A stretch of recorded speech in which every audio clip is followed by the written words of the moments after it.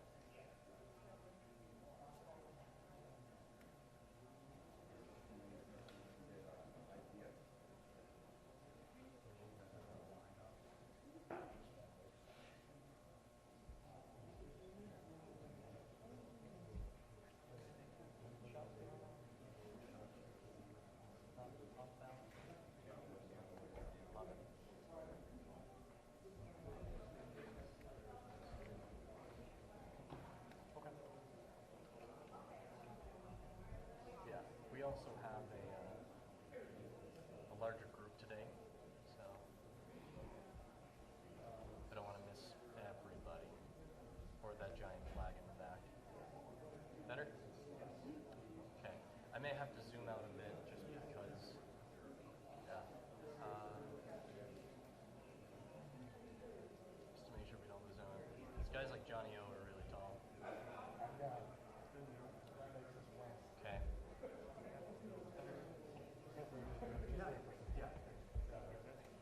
No, I think it's all support.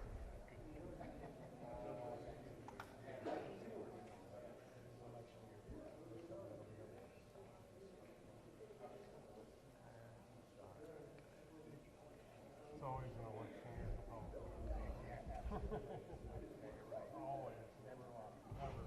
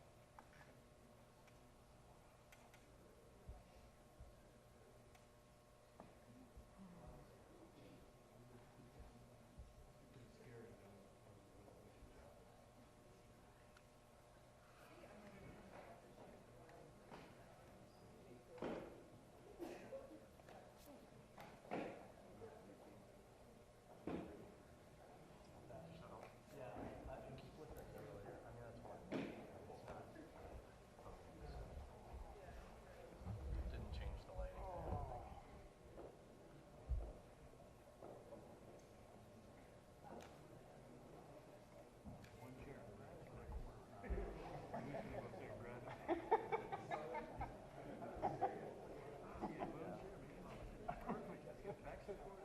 Everything, it is perfect.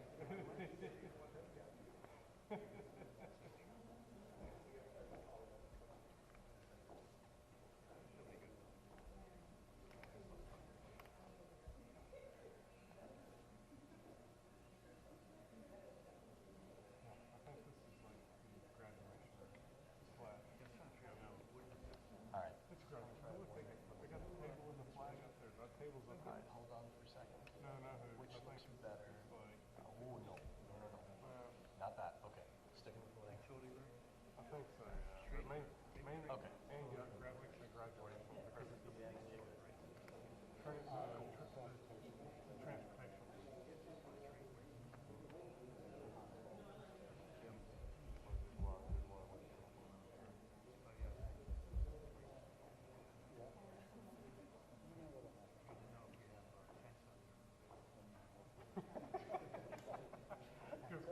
Still grab a couple 50 dumbbells.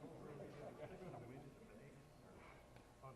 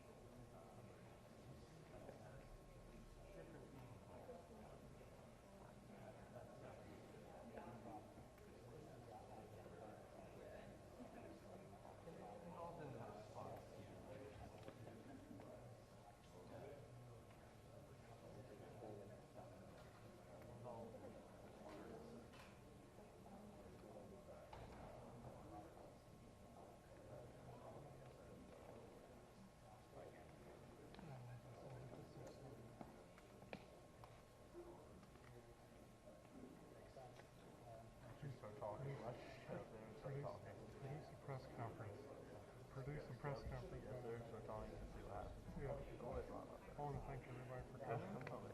Since everybody's running late, I'm going to take over. There's a boat that hit a bridge. My name is Chad. Not to be confused with my cousin. Hey everybody, I just want to give you the heads up. We're looking at about 2 minutes before we get started, okay? 2-minute warning. Thank Excellent. you. Thank you. Thank you. Thank you. Look at that. Look at you. 2-minute warning. About.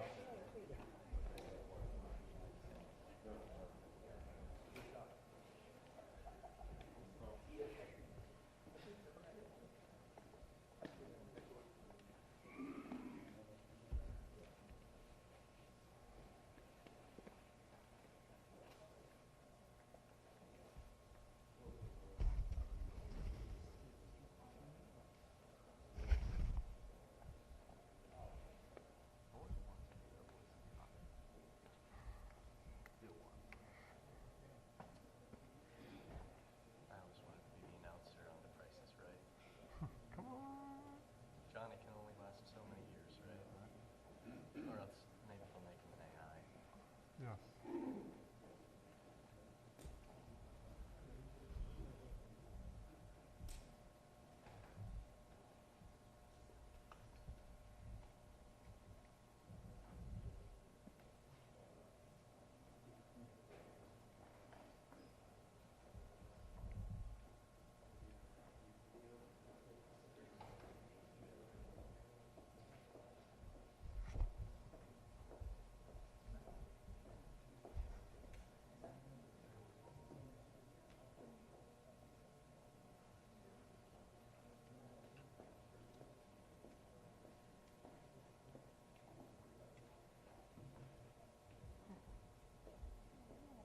The talking point focus on it's on the podium. It's on the podium. I've seen it before.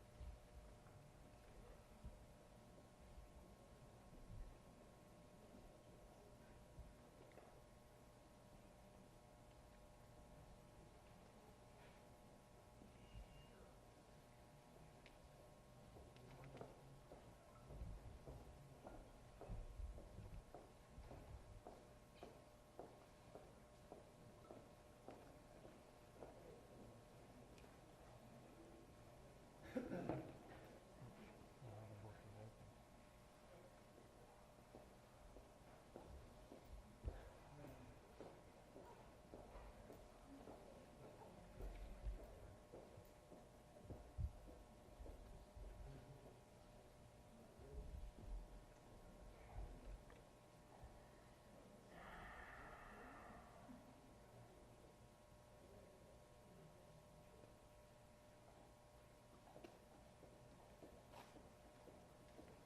Here we go.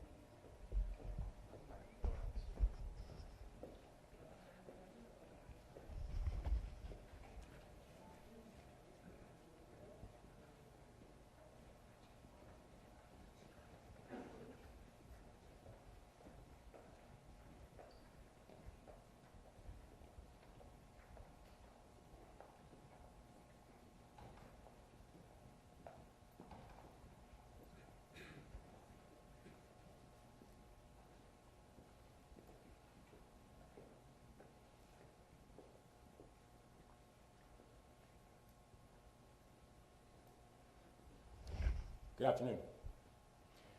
Let me start by saying that we continue to pray for all of the victims of the Key Bridge collapse and also their loved ones.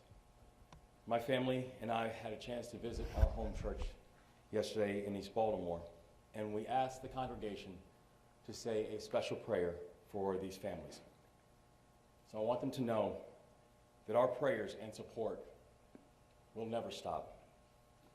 Nuestros oraciones y nuestro apoyo para ustedes no se detendrán. And for everyone who can hear my voice, these families are asking for privacy, and we need to honor that request. I've been disturbed by stories from our colleagues in county government that members of the media have been harassing these families. Baltimore County and Anne Arundel County have sent police to their homes to make sure these families are okay. These families are living a nightmare, and they deserve the time and the space to heal. So I'm asking, let us show our humanity in this moment as well. I also want to continue to thank our first responders and emergency personnel. Let us not forget that we are coming out of a holiday weekend, but for the men and women of this operation, the work did not stop. The work did not stop surveying the area. The work did not stop on environmental monitoring. The work did not stop in developing better images of the wreckage so we can move forward in a safe and efficient way. And this morning, the team was back out there in the rain, in the wind, keeping up the work. So it's hard to overstate how dedicated and remarkable this team really is. From unified command to the leaders at local and state and our federal levels and our federal delegation, to our partners in the private sector, to our partners in the philanthropic sector, to each and every one of you, I say thank you. Now, today, I will provide updates on the 4 directives that I've issued to this team. And as a reminder, the first, we need to recover the 4 remaining victims and give closure to these families. The second, we need to clear the channel and open the vessel to traffic for the port. The third, we need to take care of all of our people who have been affected by this crisis. And the fourth, we need to, and we will, rebuild the Key Bridge. And we will make sure that the new bridge honors the spirit of the city of Baltimore. This morning, I received a briefing from Unified Command. Now, I've spoken with leaders from all across every level in response to this effort all throughout the day. And so first, on our recovery efforts, we need to do more work clearing the channel in order to move forward. Now, I know there's an urgency to move fast, and nobody feels that urgency more than the people standing up here today. But we have to be clear on the risks. This is a steel bridge that is sitting on top of a container ship in the middle of the Patapsco River. We are talking about tons of steel that is mangled and cantilevered. We're talking about water that is so murky and so filled with debris that divers cannot see any more than a foot or two in front of them. We're talking about a situation where a portion of the bridge beneath the water has been described by Unified Command as chaotic wreckage. Every time someone goes in the water, they are taking a risk. Every time we move a piece of the structure, the situation could become even more dangerous. We have to move fast, but we cannot be careless. I've been clear with this team that we have got to prioritize safety. And my directive is to complete this mission with no injuries and no casualties. We've already lost 6 Marylanders to this crisis. I refuse to lose any more. One of the mantras in the military is mission first, people always. And that's the mindset that we are going to apply to this work. Now, on clearing the federal channel and reopening the vessel traffic to the port, Unified Command has moved forward with their first crane operation. They cut up and lifted a piece of the north section of the Key Bridge. The entire operation took 10 hours. And in that time, they were able to cut and lift a 200-ton span of the bridge. Now, when we were getting that briefing, Unified Command said something that really struck me, where the Admiral says this was a relatively small lift. We're talking about 200 tons. We're talking about something that is almost the size of the Statue of Liberty. And what the Admiral said is right. It's a small piece of what we're talking about. The scale of this project, to be clear, it is enormous. And even the small lifts are huge. That's how we have to move forward. A temporary channel on the northeast side of the collapse opened earlier today. It will help us to get more vessels in the water around the site of the collapse. The temporary channel will be marked with government lights to aid navigation and will have a controlling depth of 11 feet. Now, we're also moving forward on creating a southwest channel for deeper draft vessels that will allow for a deeper draw. That channel will measure about 15 feet deep, and it will be open in the coming days. Unified Command has scheduled another lift for later today, pending conditions, specifically pending lightning. And they will be lifting an estimated 350-ton piece from the bridge. The work is moving. The mission continues. We are never going to lose sight of the workers who also have been impacted by this collapse, because at least 8,000 workers on the docks have jobs that have been directly affected by this collapse. And earlier today, myself, the Lieutenant Governor, County Executive, the Mayor, and others met with the International Longshoremen Association, Local 333. These are individuals who work hard, never complain, and always get the job done. And many have continued to work on the docks. Many haven't been able to get back to work at all. And even the ones who have gone back to work on the docks, they know that the situation still feels very uncertain. And to all of those individuals, we want to let them know this. We've got their backs, because they've always had ours. Now, third, on taking care of our people. Last week, the Biden-Harris administration accepted our request to approve a Small Business Administration disaster declaration within hours. And that declaration is now in effect. And once again, I want to thank the Biden-Harris administration for their consistent support and partnership. Because of this declaration, small businesses affected by the disaster can now apply for disaster loan assistance from the federal government. As we mentioned before, these are low-interest loans of up to $2 million. These loans will help small businesses get the cash they need to pay their bills and to keep their people employed. Since Saturday morning, the Small Business Administration has received 57 applications for the Economic Injury Disaster Loans from Maryland. And the Small Business Administration has also worked with us over the last 48 hours to stand up the Business Resource Center, and it opened to the public this afternoon. Our team includes experts from across the state and across the country, and we have team leads who live in Puerto Rico, Long Island, and Atlanta. These individuals are doing tremendous work. And right now, they're Marylanders. If you need help to apply for disaster loan assistance, we are here to help. If you need help to apply for unemployment insurance, we are here to help. If you need to learn more about resources being offered to workers and businesses right now, we are here to help. And the first location is at 1501 South Clinton Street, Baltimore, Maryland, 21224. I'll say that address again. 1501 South Clinton Street, Baltimore, Maryland, 21224. Their hours are Monday through Friday, 8 a.m. through 6 p.m., and on Saturdays from 10 a.m. to 2 p.m. And that site includes representatives from the Small Business Administration, from the Maryland Department of Labor, from the Maryland Insurance Administration, from Baltimore City, thank you, Mr. Mayor, and from Anne Arundel County. If you need help, please show up.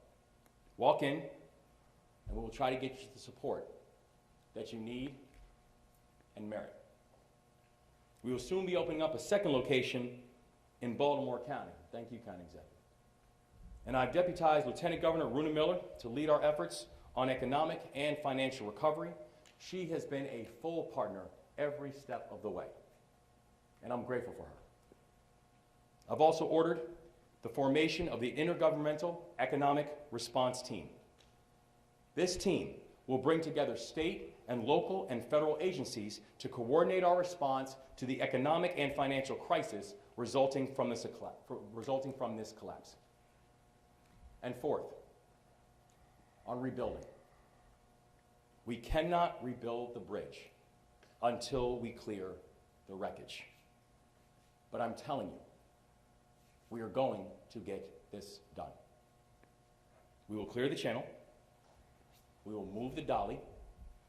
We will rebuild the Francis Scott Key Bridge. What we're seeing right now is Marylanders are rallying. Marylanders are taking care of each other. Marylanders, each and every one of you, you are proving what it means to be Maryland tough and Baltimore strong. And today, we're joined by members of the Maryland Transportation Authority Police Dispatch Team, because in the middle of the chaos, they stepped up to manage the chaos. They provided a calm voice for the officers in the field who were facing an unthinkable challenge. They conducted their work with professionalism and speed and coordination. And it's not lost to me that this is what they do every single day.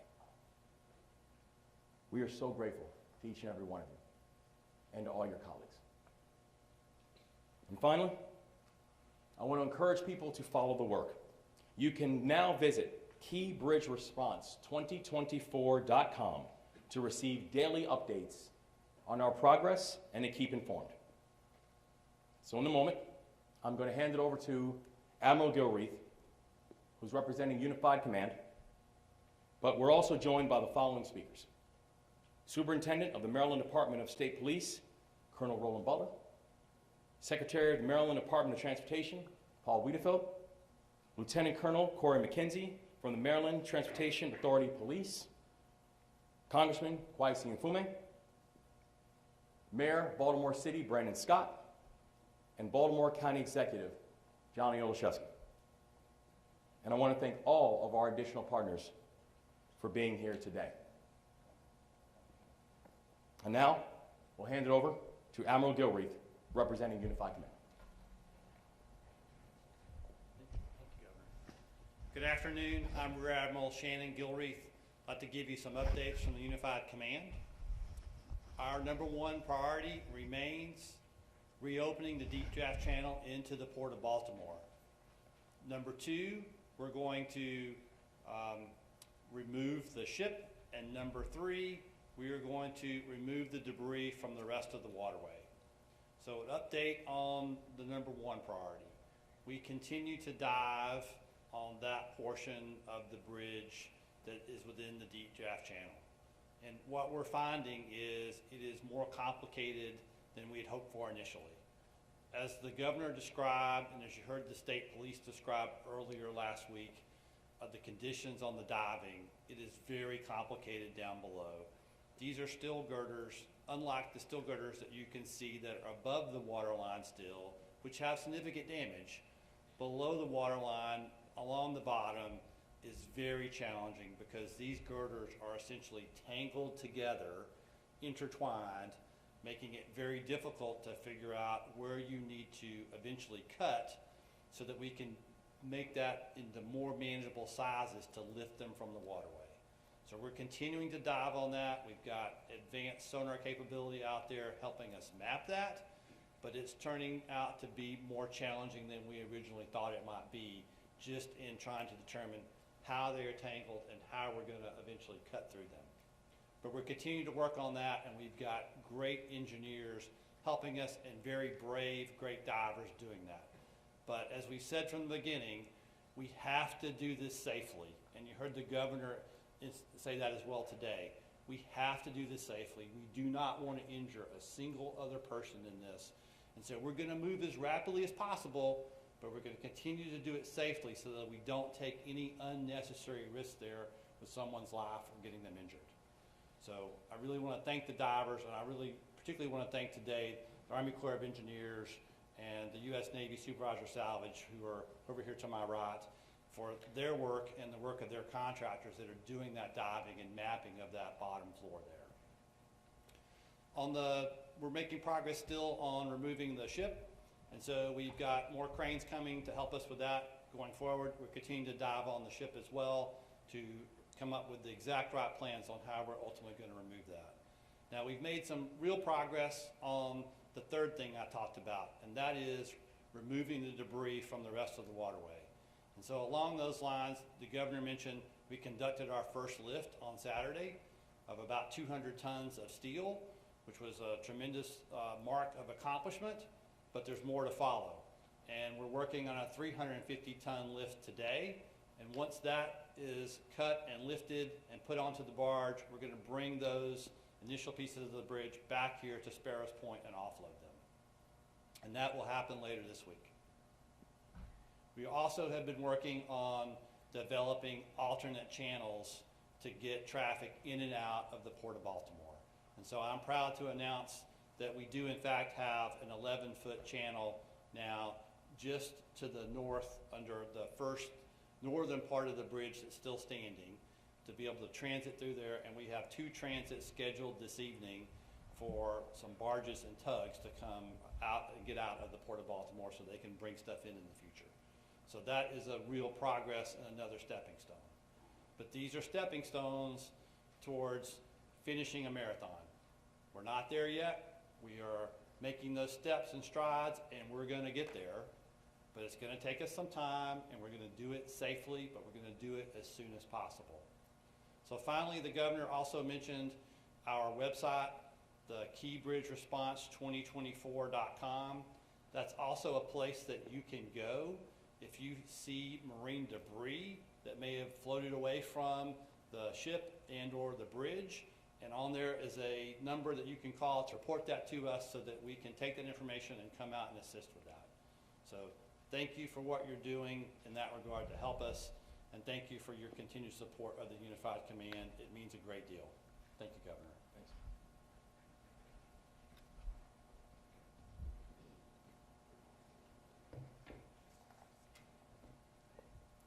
Good afternoon. I'm Colonel Butler of the Maryland State Police. The Maryland State Police continues its efforts as a member of the Unified Command. As Governor Moore mentioned earlier, the brave members of our underwater rescue teams remain on standby. They will resume their recovery efforts once the Unified Command has been notified that it's safe for them to resume diving operations. Our ultimate goal remains to provide closure to all the families who have lost a loved one in this tragic incident. Again, we are reminding the public that the Federal Aviation Administration has implemented a temporary flight restriction following this bridge collapse. This extends for 3 nautical miles from the center of the bridge and from the surface of the water up 1,500 feet. We want to emphasize the importance of refraining from firing drones in this area. Doing so poses a significant risk to the efforts to remove debris from the water. I urge everyone to exercise responsibility and respect for the airspace restrictions around the Francis Scott Key Bridge collapse site. Please refrain from operating drones in this vicinity and allow emergency personnel to carry out their duties safely and effectively. Law enforcement in the area is actively monitoring the area for illegal drone use.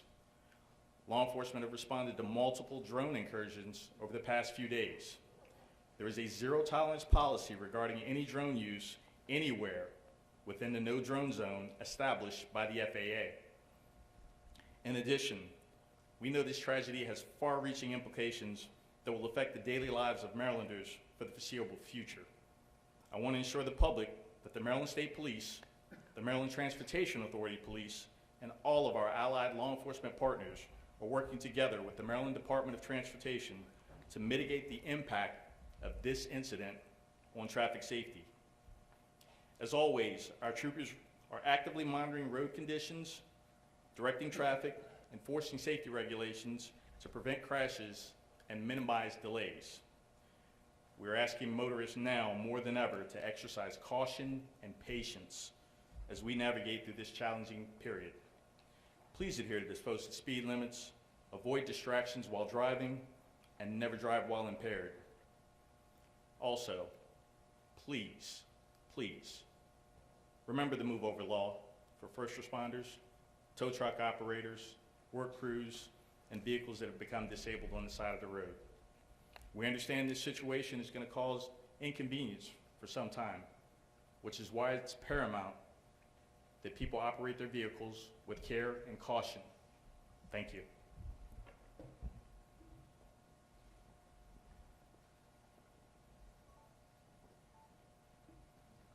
Good afternoon. Paul Wiedefeld, Secretary of Maryland Department of Transportation. I want to echo Governor Moore's extreme thanks and appreciation for our first responders, including the Maryland Transportation Authority police officers who were first on the scene. As Secretary and as Chairman of the Maryland Transportation Authority's board, I cannot stress enough how grateful I am for the life-saving actions of our Maryland Transportation Authority police officers and our dispatchers. Under Governor Moore's leadership, the Maryland Department of Transportation continues to work with our unified command to advance the governor's key directives. Obviously, one of our top priorities is to reopen the shipping channel. Tomorrow marks 1 week since the collapse, and the unified command has already removed several pieces of debris and is working to remove the second largest piece later today. These are significant steps forward. And just so you know, the rain does not impact the team's work. Obviously, lightning and strong winds would. I also want to stress, as has been by the Admiral, the tremendous effort it takes to do this. It's basically plan the work, engineer the work, implement the work, and then go back and do that all over again, as anything may have shifted during this very dangerous operation. Turning to the Port of Baltimore and its operations, it continues to be open in obviously in much limited fashion, but is open. We are assessing opportunities at the Port of Baltimore, the portions that we control, to improve maintenance and basically take advantage of the reduced work there to deliver maintenance projects that we had planned. Regarding returning cruises, which left Baltimore before the tragedy, yesterday was the first of 2 diverted ships that arrived in Norfolk, Virginia, and offloaded passengers. About 60 buses transported approximately 2,500 Carnival Cruise passengers back to the Maryland Cruise Terminal, where some left their vehicles. Everything ran very smoothly, thankfully. The same thing will happen with the 2,500 Royal Caribbean passengers who are scheduled to return from Norfolk Thursday. Turning to traffic coordination, another primary focus of the department. Tomorrow we expect heavy traffic in the Baltimore region during the morning and evening rush hours as students head back to class and commuters return to their routines. Wet weather is also expected through Wednesday, which will impact commuting times. I strongly recommend everyone to prepare for extra travel time. The department continues to evaluate shifting travel patterns so that we can make necessary adjustments as well. For example, the State Highway Administration has adjusted traffic signals on Maryland 2, Ritchie Highway, and Maryland 157, the Peninsula Expressway, to help alleviate traffic congestion, particularly local traffic congestion. Trucks carrying hazmat materials can no longer travel through the tunnels and must use I-695 West. So again, we're monitoring that very closely as well. And it's also important to keep in mind, we have a tremendous transit system in the Baltimore region. We have a bus system, local system, commuter bus system, light rail, metro subway, and MARC trains. So they are another option for commuters. And I would suggest that you visit our website for commuter benefits that we offer in terms of reduced fares, and also work with employers to promote commuting through transit. In terms of rebuilding the bridge, we continue to work with our federal partners in basically coming up with the innovative design that the governor mentioned, the engineering and the building methods, and we continue to work on that as well so that we can deliver this bridge as quickly and safely as possible. In closing, we work in honor of the victims of this tragedy and their families. Please join us in honoring them by making safe choices on the road, as was just outlined by the superintendent. So with that, I'll turn it over to Lieutenant Colonel McKenzie from the Maryland Transportation Authority Police.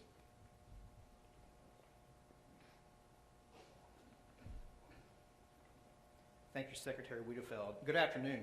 I'm Lieutenant Colonel Corey McKenzie with the Maryland Transportation Authority Police, also known as the MDTA Police. I want to start by thanking Governor Moore, sir, for your support and highlighting the efforts of the MDTA Police Dispatch Team. They are our heroes behind the headset. Excellent work.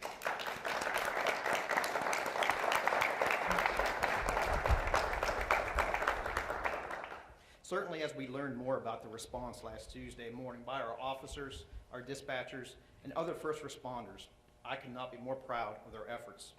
From MDTA police officers to include Corporal Herbert, Sergeant Pastoric, and Officer Kurtz, immediately stopping traffic on the Key Bridge, they saved so many lives. To MDTA police officers, Senior Officer Kinsey and Officer Boblitz, who had our Marine unit in the water at the Key Bridge in approximately 15 minutes, which allowed them to rescue a survivor who was clinging to debris and get him to immediate care. There are so many other MDTA police employees, sworn and civilian, deserving of recognition. And certainly we know that the MDTA police team had help from every local, state, and federal agency we could ask for, and we thank everybody for that support. The MDTA Police and the Maryland Transportation Authority are part of the Unified Command Team and will continue to support response effort through their finish. Our overall focus, though, remains at this time on doing our part to recover the 4 remaining victims of this tragedy. You just heard from Secretary Wiedefeld about expected traffic impacts. Our MDTA police team is deploying additional resources to meet the needs of increased traffic at other MDTA facilities and surrounding roadways, but we need your help. Trucks carrying hazmats and also oversized vehicles. There's various restrictions in both the Fort McHenry and Baltimore Harbor tunnels. Please be cognizant of those restrictions. Our commercial vehicle safety unit will have increased presence to enforce these restrictions. Your daily route to work or school may have changed, but traffic safety is our main priority. We thank drivers and the community for their patience and their support. The MDTA Police remains committed to providing safety, security, and service in partnership with the community to all persons who use and work on MDTA facilities and other vital transportation assets throughout the state of Maryland. Thank you for your support, and I'll turn it over now to Congressman Mfume. Thank you.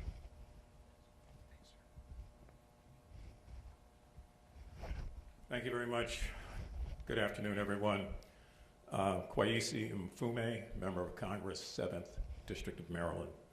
I want to just take the few moments I have to do as I've been trying to do each and every time I've addressed you, and that is to point out the Maryland example, the example of leadership in crises, the example that has come together from different aspects of our state and has all taken place under the leadership of Governor Wes Moore, whose heart has been bleeding since this has happened, as has been the case with his partners, Mayor Brandon Scott of Baltimore City, Johnny Olszewski of Baltimore County. And let me just say also on behalf of Senator Van Hollen and Senator Cardin, both of whom could not be here today because of official duties, Team Maryland will remain in place, Democrat and Republican. We are a united delegation to make sure that we're able to move forward. Just a couple of quick things. I'd be remiss if I did not reference 2 groups that are not here. The first group is the family of the victims that have been recovered and those who have not been recovered. Each time we talk to you, we continue to lift them in prayer because it could have been any one of us, quite frankly.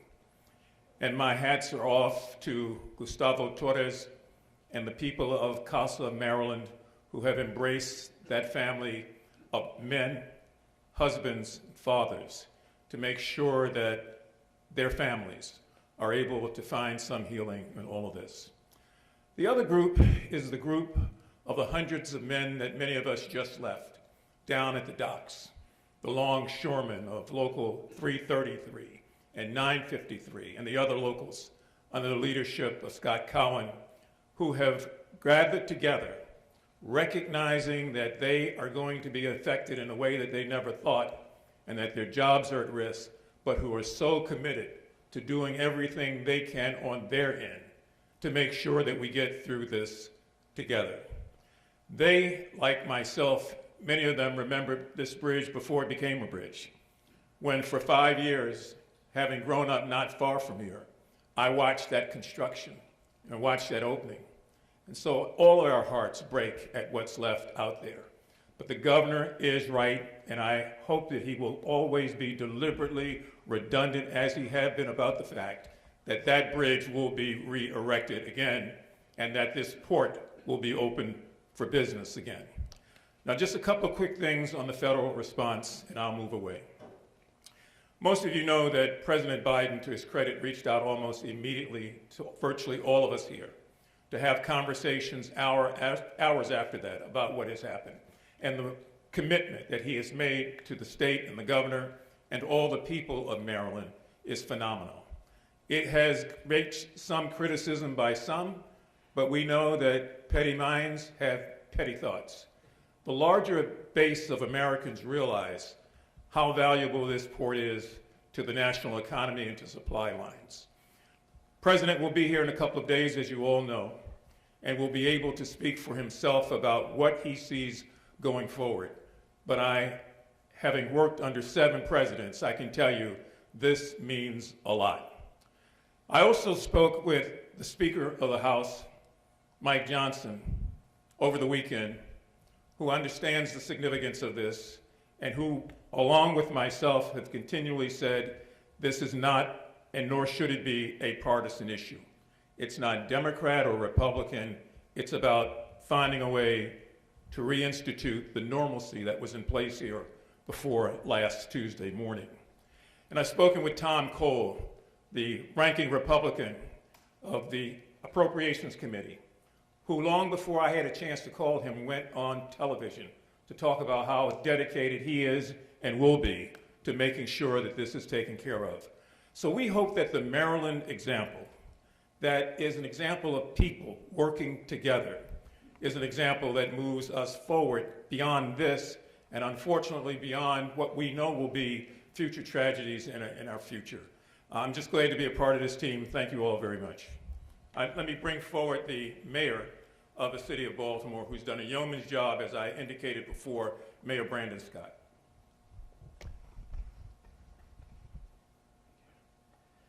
Good afternoon, everyone. Let me first start off by saying again that our hearts, thoughts, and prayers are with the families of those who we lost. And I want to drive home a point that my governor made earlier. Please give these families the space and time and everything they need to heal. They don't just need it, they deserve it. We should treat them just as we would want someone to treat our family if we were going through this situation. Today, as you know, we had the opportunity to talk to our workers at the port. Hard-working men and women whose work makes so many parts of each and every one of our lives more convenient and easier. These are great people from great Baltimore families who have a history of delivering for us. I feel a special responsibility to them and their families because it was that port that brought my family to Baltimore and provided the opportunities for me. And I know that there are so many others. We have to, and they heard it from us today, and they will hear it from us every single day, that even though, despite the situation in hand, they are in great spirits, but they are also understanding the magnitude of the situation. But they know we will be with them every day, every second, every hour to make sure that we support them in every way humanly possible as we work together through this tragedy. They will not be left out. No human will be left out. We will think about the complete human toll from those families that lost individuals to these workers, that over 8,000 who depend on this port. Every single first responder, we will be with them each and every day as we all collectively heal through this tragedy.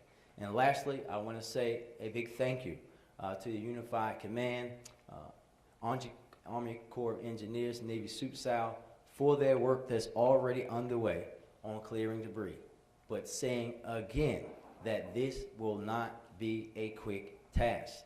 You heard from the Admiral, and the most important thing that each and every one of us can understand is that we will do it quickly, but the right and safe way every single day until we get this channel back open.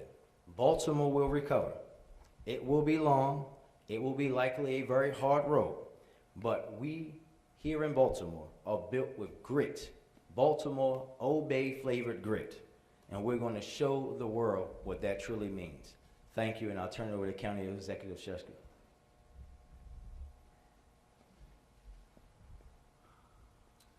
Thank you, Mayor, and good afternoon all. Baltimore County Executive Johnny Olszewski. Some Easter reflections. Like the governor and like the mayor, had the opportunity to worship with my family in the home church this weekend. And two things struck me.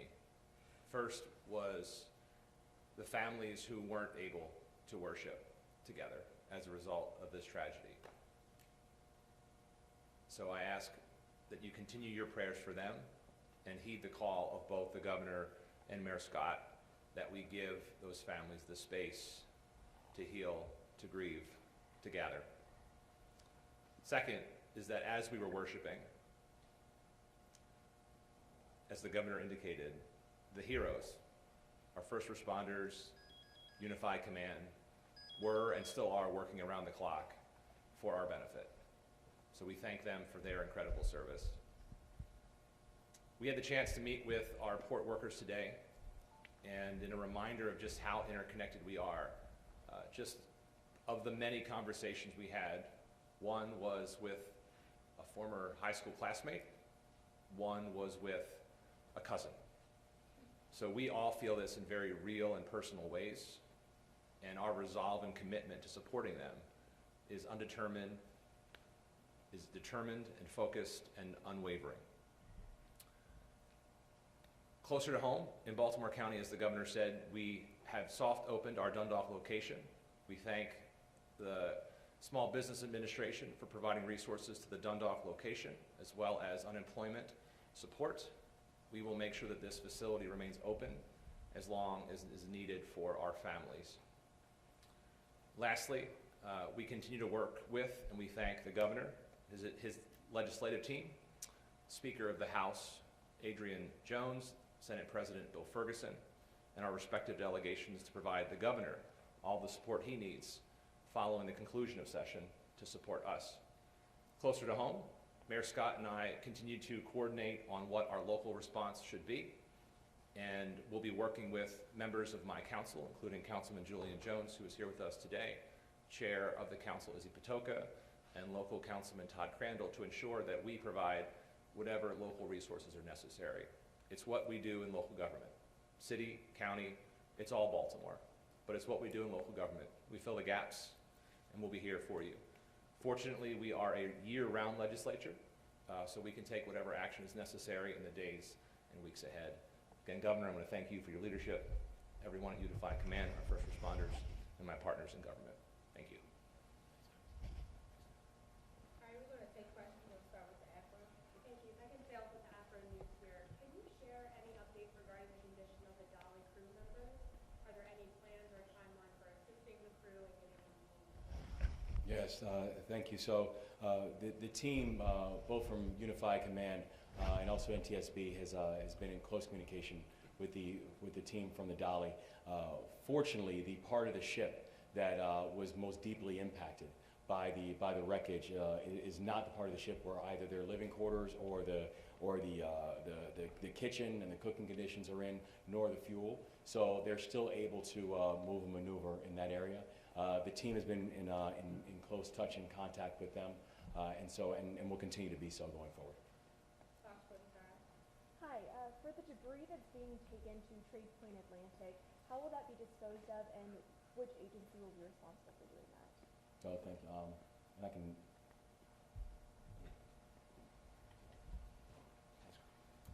I think those plans are still under development. They're still identifying those resources.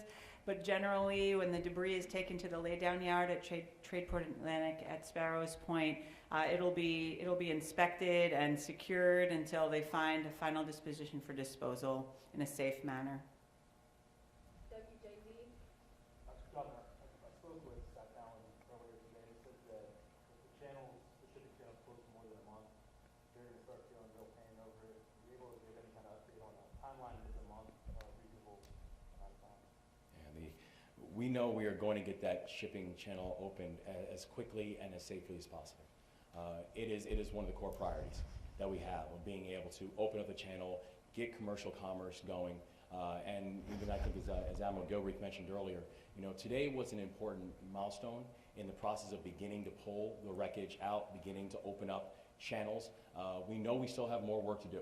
We know we still have more work to do to get the channels open, particularly the channels that can take that will take the larger ships and require the deeper draw. But we are going to move as quickly and as safely as the conditions continue to operate. WBA? Governor, what does it look like now that you've had a chance to sort of assess the ship situation, getting it out of there? What's the process there in moving it out of the channel? And how much work is that going to take given what's on the ship and the wreckage that's in it? It's a tremendous amount of work. This is a remarkably complicated operation because of all the facets and the assets that have to be involved in it. We currently have 50 assets that are in the water. We currently have over 370 individuals that are working on the project. But we know that in order to be able to move the dolly, we have to be able to open up the channel, begin the process of removing the wreckage and the debris, and to remove the dolly, it must also mean we've got to get the key bridge off of the dolly. And we're talking 3,000 to 4,000 tons of steel, metal that's sitting on top of the ship. So it's a remarkably complicated operation.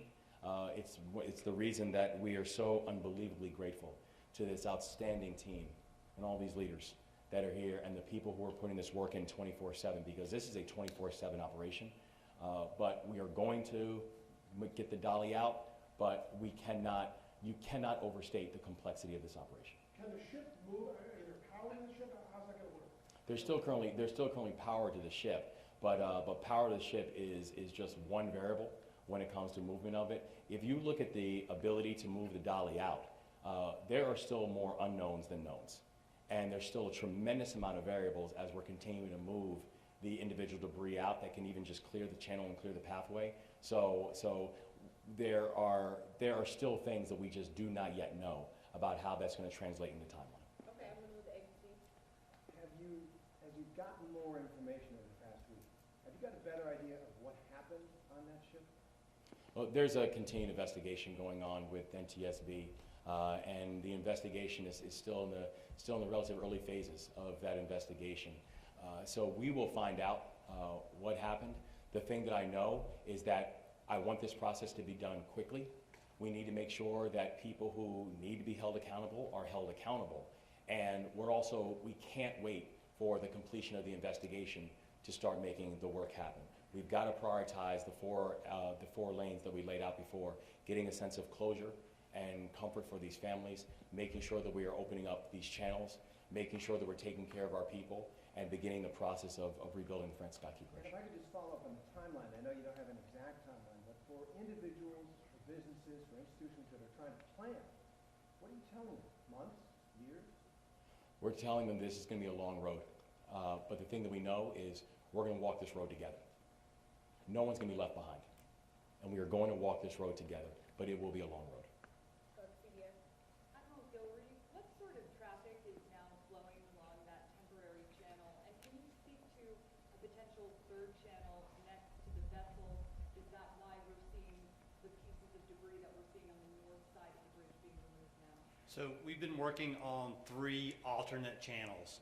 The channel that we're opening today is on the northbound side of the bridge, and it is still under a section of the bridge that is still standing. That one will have a controlling depth of 11 feet.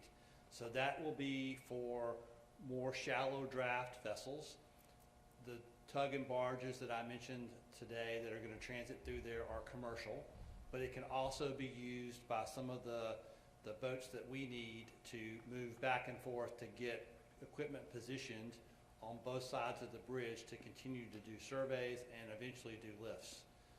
The second alternate channel we are working on is on the southbound side of the bridge under the portion that is still standing. And that particular channel we think will be around 15 to 16 feet in depth, which will allow us to move slightly larger vessels and barges through there. We are working with the State of Maryland Department of Transportation and their contractors. There's a pre-existing, not part of this accident, pilings that are in that because we didn't need that for our channel previously. They are working to pull those pilings out. We'll complete that survey and we will remark that one also with Coast Guard buoys so that mariners can safely transit through that.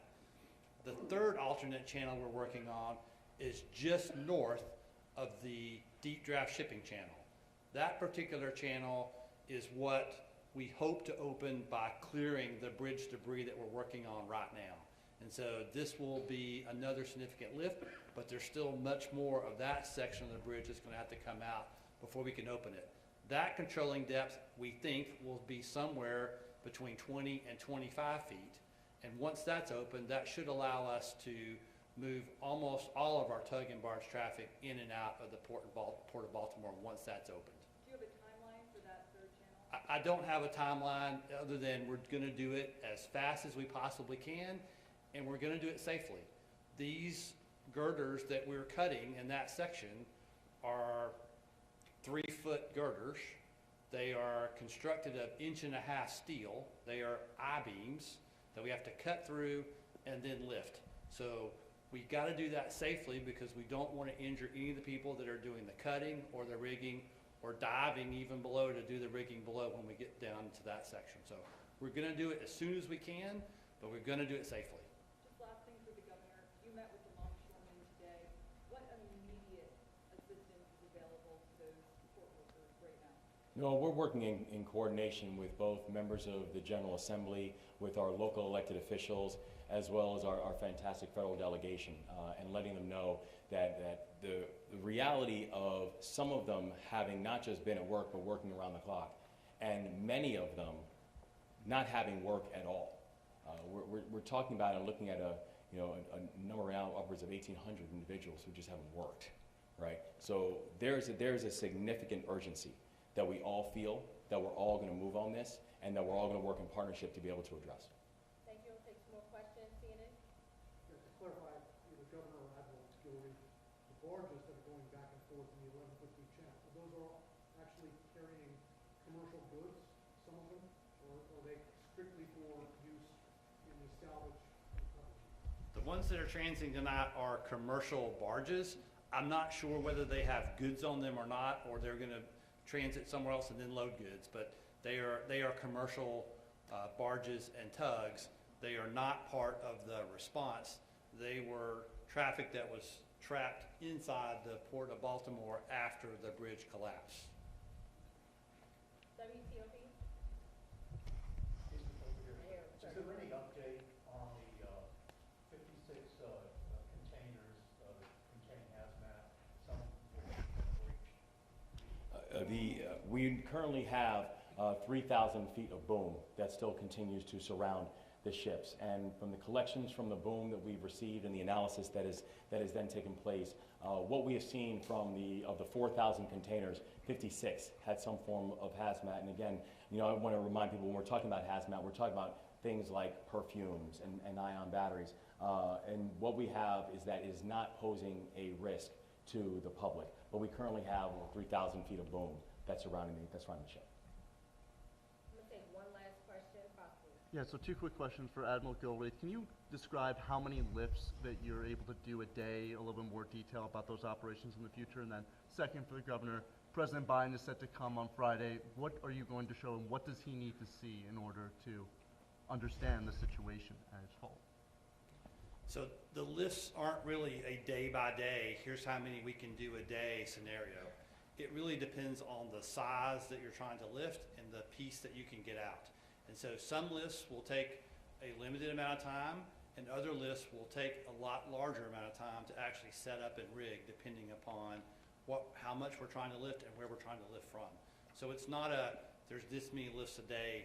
It is a cut sections, lift those sections, put them on a barge, move to the next section, cut those sections, lift those.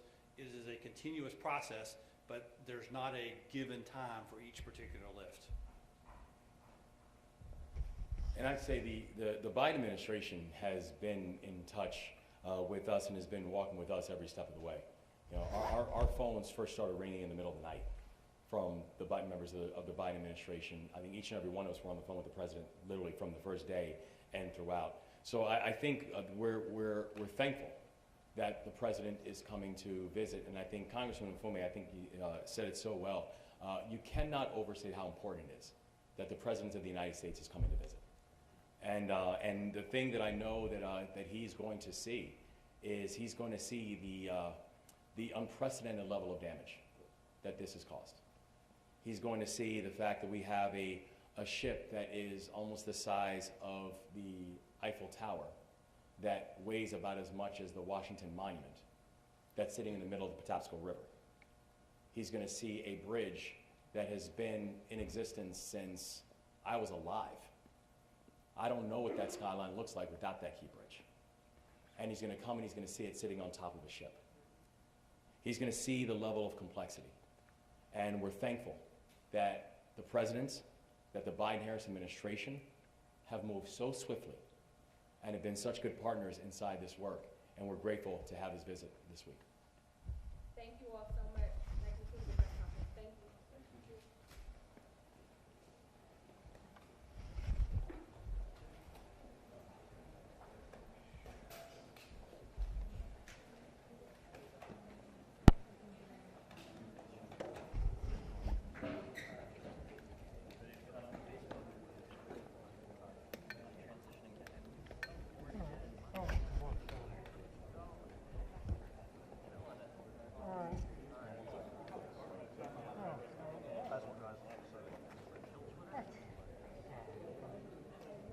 All right, great work, everybody. Thanks for coming.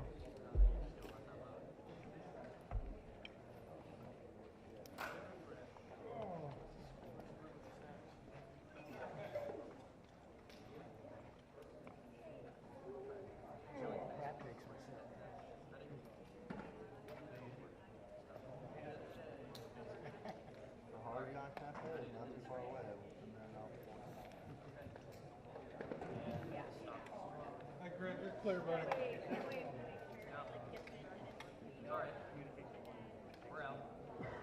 You're clear. No, your audio cable.